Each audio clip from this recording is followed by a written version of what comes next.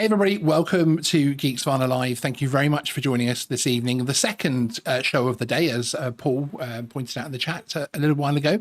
It's been a bit of a day of it has to be said. We had a complete system failure about half an hour before going live earlier today. Very rarely happens. And we just had another failure just before we came on live here tonight as well, actually. But yes, so there's a few gremlins to work out and a bit of work to do, shall we say. But thank you for joining us. Tonight, we've got a very interesting show. It is a follow-up to last night, and I'm going to jump straight into it so that we don't bore you all too much, basically. Could that possibly happen? So, Kareem's saying no in the background. So, welcome to Geeksvana Live, and this is a revisit to a story we talked about only 24 hours ago. We have an update on the story, but also, more worryingly, a seeming appetite to mislead and cover up to the point of not even following CAA document policies. And that's a bit of a worry, being the CAA, of course. We are talking about policies that are in place to ensure accuracy and safety within the UK airspace from the regulator. As a quick reminder, we discussed last night an issue that we quoted in our thumbnail as something that simply can't be true. The CAA published their annual safety review, an important document that helps form the basis of information used by them, but also many other stakeholders such as government and even the press, such as myself. Within that published document, they quoted a figure of 706 operational authorization holders, a figure that, as we explained, would mean a lot of issues, really a total collapse of numbers from an already steeply declining sector of airspace user. Once we at Geeksvana feel is, or rather one at Geeksvana we feel is being ignored and even stepped over in prioritizing a fantasy world of future flight. The very users of airspace now are not being supported, whilst most of the press and shouting from that department of the CAA is related to multinational companies gaining drone trials. We also implored the CAA to take a look at the numbers, and even if it meant admitting fault, and remember, this is an organization who tell us that just culture is vital for safety and transparency. So ensuring we focus on the solutions and perhaps not the error and whose fault it was and that type of thing, to ensure that we do not hide things, which can be human nature when you've got something wrong, of course. Well, it seems to have worked. In under 20 hours from our show, the CAA have published a revised version of their annual safety report showing the number of operational authorization holders to be just shy of 3,000. I'll show you this document in a moment when we bring Graham in, which is still a marked decrease from previous numbers, and really it is still a concerning drop. How they ever got 706, we may never know. It wasn't as if the number is a simple error or a number being missed off the end or something. It's a totally different number, and it was published as an official CAP document. Unfortunately, there's been no explanation of the changes and how an annual safety report can be published without the basics being checked. There's also been no explanation or information relating to the incident numbers differing from report to report. So the credibility of such importance, of such an important document, unfortunately remains low at the moment. However, as bad and as significant as these actions are, so is the way the CAA have actually handled the changes. As part of their own policy and in keeping with careful document handling and editing standards, the CAA grants an issue number to any CAP document that is altered. There are a host of other reasons why this is a good idea. However, as the document shows, and the web page holding the document, let me just pop this up here very quickly. Sorry, I just have to change one thing. Because that page no longer exists from our crash. Bear with me, people. There we go. Here is the page. And as this web page that holding the document shows, it still reads as version 1, and the revision comments, well, they're blank. Keep in mind that, ironically, if someone being audited for the very operational authorization that raised this story, the whole problem, handled changes to their ops manual in the same way, they would expect problems and delays to any approval until it was actually rectified. Strange, isn't it? So why is it that the CAA seem to believe that they sit outside of the very transparency and just culture campaign that they, or just culture that they campaign heavily for? Why is it on multiple occasions a YouTube channel has identified several changes to official documents, even 2 changes to the official drone code? But the CAA, whenever making a change to deal with their error, do not follow their own policy and show the changes and explain those changes. Could it be, I would suggest that they would prefer to cover up their own errors? It seems that way. Right, let's bring in Graham to have a chat about this topic. I know he's jumping up and down in the background. How are you, sir? I'm very well. Same subject, same shirt. That's superb. It's policy. We have to stick to a policy. Indeed. Is that your policy on the matter? Yes, I now have a policy. I love that. I genuinely love that. To it. Indeed. So we've got this issue here, and this reminded us, of course, of a previous issue, didn't it? On another CAP document that we had a change rectified after appearing on this show. Do you remember that one? I do. That was the I can't remember the cap number. No, but it was the one with the. It was a long one, wasn't it? I think it was a Hex, wasn't it? Flying outside some sort of what appeared to be a commercial jet. Yes. So essentially, it was a very large drone outside of a window, and this document was just how naughty we were. Yeah, it was a CAP document that was basically the risk assessment for drone flight in the UK and why we needed regulation, essentially. And of course, they put a photo which was fake, a completely photoshopped photo that couldn't possibly exist. It was removed, but the edition number wasn't updated. Now, you might think we're being geeks about this. You might think, hey, come on, it's a bit geeky. At least they've changed it. Well, yes, they have changed it. One, why is that kind of figure? Why is that kind of figure slipping through any kind of checks? But two, the fact that there isn't revision numbers means that they're not being held accountable for their own errors. And you know, it's essentially allowing them to almost rewrite history, isn't it? It is. It's a form of, I don't like the word, but it is a form of gaslighting. Yes. I'm just going to read some of the first words in the document. It's before any of the safety stuff comes up. And the wording says, just before it says first published September 24, you'll find it on there. You can copy and use this text, but please ensure you always use the most up-to-date version and use it in context so as not to be misleading, and credit the CAA. I'm not sure what we credit the CAA with in this case. Indeed. But if you're using version 1, you're using the correct version. The problem is there are now 2 version 1s. There are, exactly. I've got 2 on my desktop. As per the file name as well, does show. So it shows they know that it's not as if they've overwritten it as the same file name or anything. No. But also, of course, there is a further irony in terms of the revised document, which is this one. There is now, as it shows there, as you saw in that report I just came out of, it shows 706.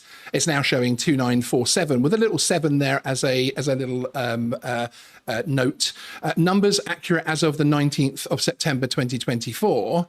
And of course, this is one thing that Graham spotted earlier. Of course, the version date is 18th of September. So it appears it is a prophecy. Yes. This is not a CAP document. CAP documents are now prophecies, and I think we should start to recognise them accordingly, basically. And you know, it's a bit of fun and trolling from that point of view. But you know, how do you get 706, and how has this document not been passed some people within these teams with the capability to spot that number and for it to jump out at them? Yeah. That isn't right. That exactly. Just isn't right. Of this entire 32-page document, that jumped out at me in about 10 seconds. And as I say, you know, not putting myself down, not doing myself lightly or anything else like that. I spend a lot of hours in this industry.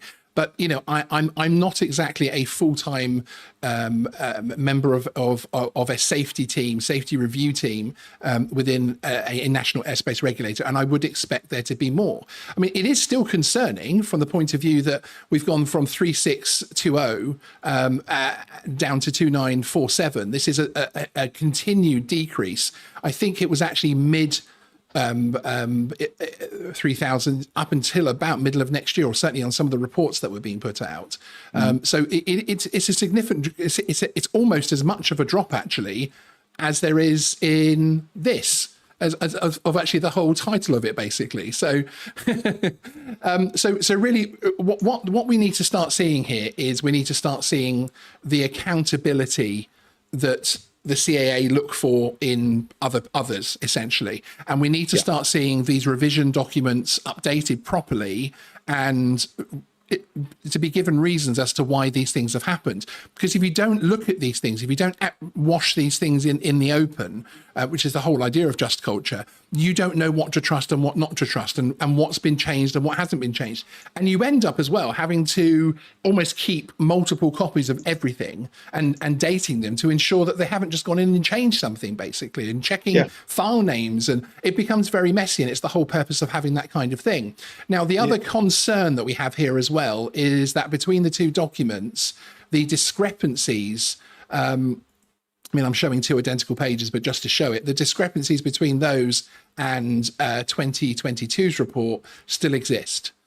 So we don't know why. Yeah, and we have no explanation, and we don't know why. So they've gone in and fixed the headline figure, but they haven't gone in and fixed these tables. Now, I'm not sure if fixing these tables would expose another greater problem. I'm not sure. But again, without explanation of why they've changed, it's very, very difficult to know what's going on there, isn't it, really? It is, and it's a 32-page report. We're the geeks on 2 pages of it. That leaves 30 pages, perhaps, I don't know, 25 that have got meaningful data on.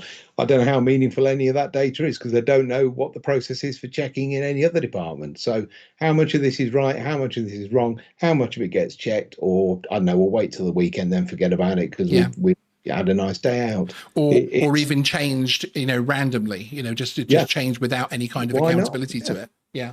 I will say to people, if they do want to know what version they've got, if they actually download the document, and this is the bit that nobody could hide from, I think this is part of the hardwired document management system. If you download the document from the website, from the CAA website, it will come up with a file name including 2-1. So it is down as version 2-1, but as Sean has shown on their header page, it's down as version 1. So it sits there as 2 versions. It is indeed Schrodinger's cap. Schrodinger's cap. Oh, you've been saving that one up, haven't you?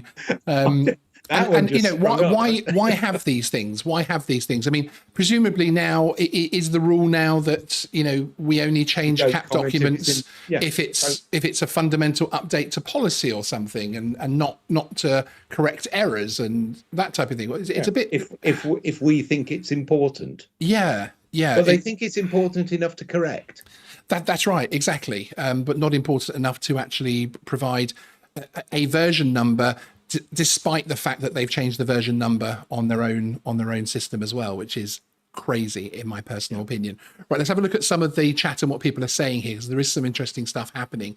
Simon Stickland, good to see you, Simon. I'm writing to my MP and pointing out DFT need to audit the CAA with examples of many of the errors that are inexcusable. I don't blame you on that. There are a couple of things happening, aren't there? There's the independent review of the CAA that is happening at the moment, and there was the DFT regular one, wasn't there? But again, I don't know how in depth they are. I don't know how what they're actually looking for and that type of thing in terms of whether or not they're actually trying to find problems, or if it's just actually assessing something else, basically.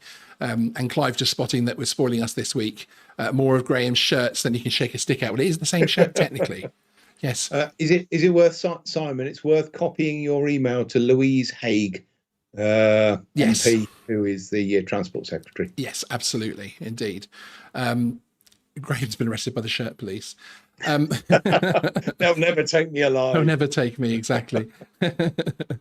Daniel's asking for an explanation of what an OSC is. It is basically, it sits above an operational authorization as in a standard one. It still is an operational authorization.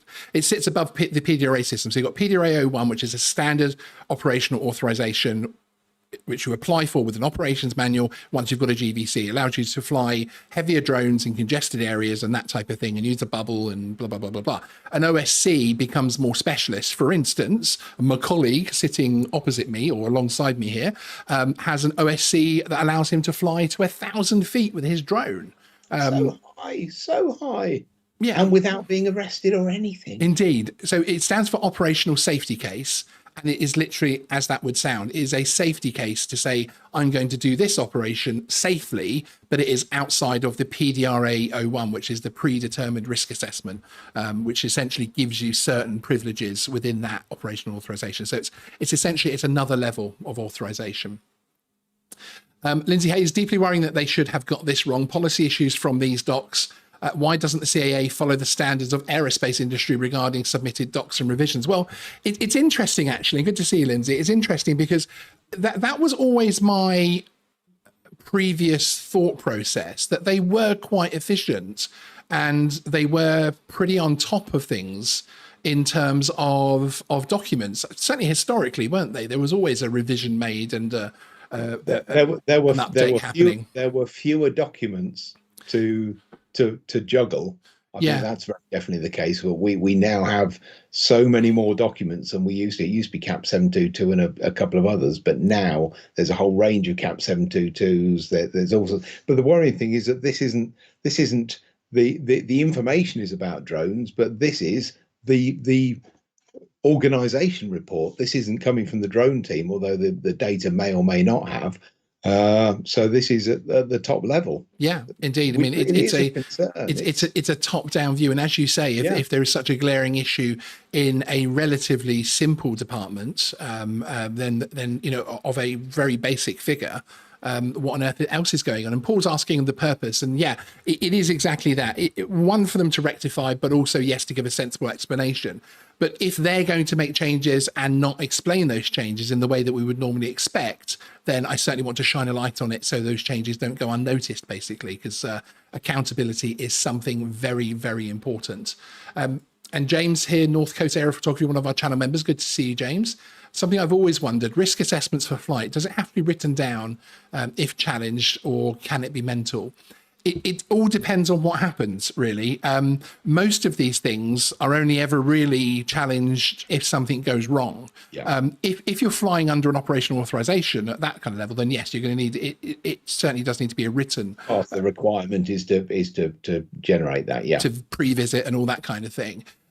If you are flying under Article 16 authorization via FPV, UK, BMFA, etc., they don't always require it to be a written risk assessment. They do talk you through how to do one. But my sort of thought process is actually, how do you prove it if it isn't written down, that you actually carried it out, basically, is one of my issues, basically. And I think the expectation, if you're flying a Mini, down the park, then nobody would expect you to write that down. But if somebody questions you, if something happens, it would be good to have done a mental one so that you can say, hey, I checked this, this looked okay to me, and they'll know that they're talking to somebody who thinks about these things before they take off. Exactly. Dopey Tree, risk assessment can be a video on a mobile, 100%. I often take photos of my takeoff position, and I'll do a quick little panorama around me with my phone as well, to show that it's actually, everything was okay when I took off, basically. Because again, how do I prove if a sudden crowd of people run into the field and start partying, that how do I prove that my drone it was clear when I started? So I do like to do that. I reasonably expected them not to. Yes, I reasonably expected them to. Yes, the good old reasonably word to get out of most jail things. So yes, absolutely. I've actually got two versions of that I've started working on, but I will finish them, and I'll get Graham to input them as well. We do also have pre-flight checklists and other bits and pieces like that we're working on to release as well. So yes, Clive, and they'll be free to download as per our drone leaflets on that are currently on geeksvana.com/downloads. Nice and easy to remember, isn't it? So this is, please keep in mind that we are historically and we continue to be a general supporters of the UK CAA and the work that they are doing.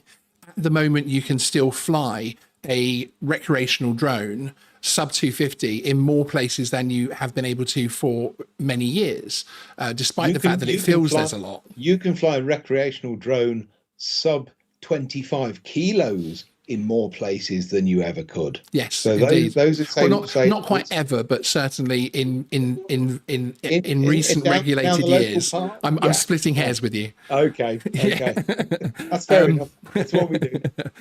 So yes, so it isn't that we're CAA bashing, etc., and that type of thing. And we've had issues before where we've complained about documents and they have changed them, and we've given them the kudos for changing them very, very quickly, and making those things happen. All we really want to see is that there is some accountability. We're held accountable. If I go out and I fly my drone without a spotter and it hits the side of a car and damages that car and the police are called and come out, I'll be held accountable. I can't just say, sorry, mate, it was a mistake. It was an error. I won't do it again. I mean, you can say that, but you probably won't get much change. And as you were saying earlier, if you have a desktop audit against your PDR-A01 operation authorization, and they find that your ops manual has got errors in the sort of history of it, the document history and the amendment numbers, they will pick you up on it. Exactly. I've known people be picked up on stuff from issues years previously, which are almost spelling errors to resolve. Yeah, indeed. The Facebook history is littered with these issues as well. For Facebook group histories. The latest, I will jump in because the latest one I've heard has just jumped to mind. Somebody was picked up on audit recently for a font change between pages. Work that one out, guys. That's incredible, isn't it? Well, yeah. I mean, were you? Are you going to admit that you were the auditor for that one? Oh, that's a low blow, isn't it? That's a low blow. Or the auditee. Yeah, no, indeed.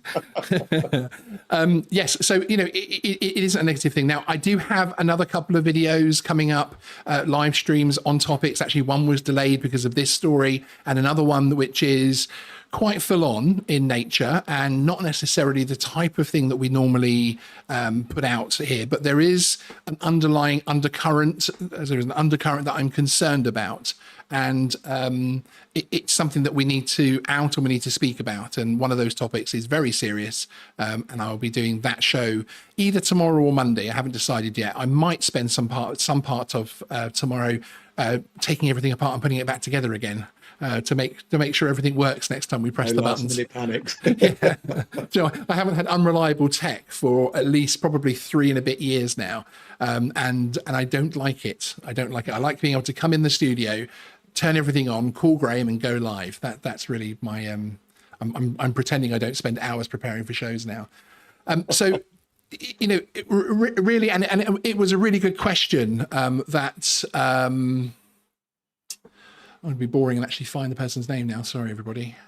It was a really good question that Paul Lockwood put forward in terms of the outcome that we're looking for. Because whenever you look at these corporates and organizations, they always ask you, what outcome would you like from this complaint?